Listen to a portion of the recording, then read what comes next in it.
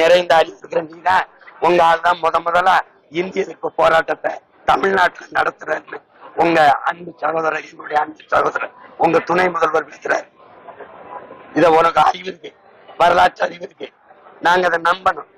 தலையில அடிச்சுக்கிட்டு சிரிச்சுக்கிட்டு போறோம். முதலா தமிழ்நாட்டுல இந்தி பள்ளிக்கூடத்தை தொடங்கினத உங்க பெரியார் தான். இந்தி போராடி நாங்க தீ குடிச்சு செத்துக்கிட்டு இருக்கும் போது எங்க தாத்தன் கீழப்பழுவூர் சின்னசாமி செத்த போது நாங்கள் தமிழ் தாத்தா நான் நினைச்சோம்.